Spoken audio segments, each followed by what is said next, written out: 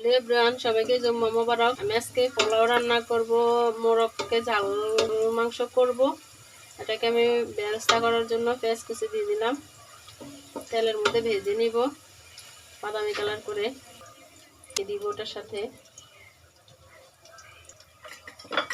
এখন আমি গোটা মশলাগুলি দিয়ে দিলাম, চালগুলি ধুয়ে রেখে দিয়েছিলাম।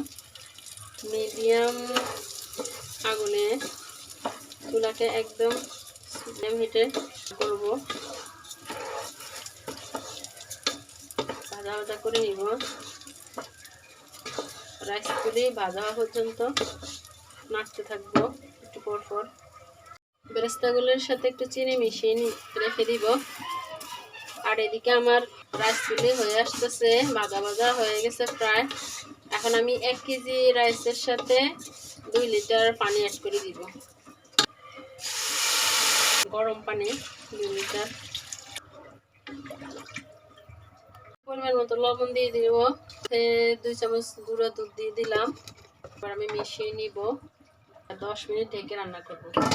সাথে 2টা কাঁচামরিচ ফালিয়ে দিয়ে দিব ফ্লেভারের জন্য। একটু নেড়ে ছেড়ে নিলাম ঢাকনা দিয়ে।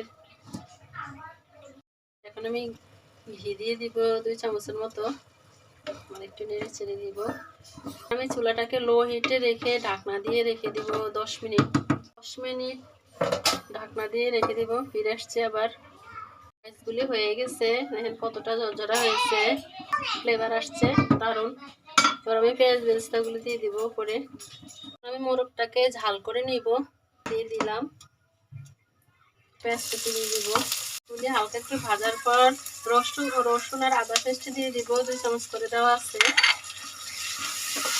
লবণ অ্যাড করে নিব। এখন আমি সামান্য একটু পানি অ্যাড করে নিব, মশলাগুলি যাতে করে পুড়ে না যায়। এলাচগুলো একটু ফালি করে দিয়েছি, তাহলে একটু গ্রানটা ছড়াবে বেশি। আমি হলুদ গুঁড়ি, মরিচের গুঁড়া, হলুদের গুঁড়া, জিরার গুঁড়া অ্যাড করে দিলাম। এখন আমি মাংসগুলি ঢেলে দিব।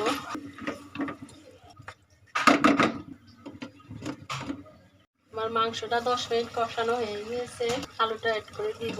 সেটা আরো 10 মিনিট কষানোর জন্য রেখে দিব। ওটা দিয়ে দিব, মশলাটা দিয়ে দিব। মাংস আলু কষানো হয়ে গেছে, এখন আমি মশলাটা দিয়ে দিব, পানি অ্যাড করে দিব, আবার একটু নেড়ে চেড়ে নিব। আমার রান্নাটা শেষ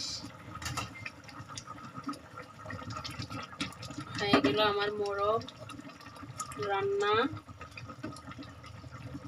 কেমন হয়েছে সবাই জানাবেন, বেশি বেশি ভালোবাসা দিবেন। আমিও প্রত্যেকের পরিবারে গিয়ে ভালোবাসা দিব। ভালো লাগলে লাইক কমেন্ট শেয়ার করুন প্লিজ।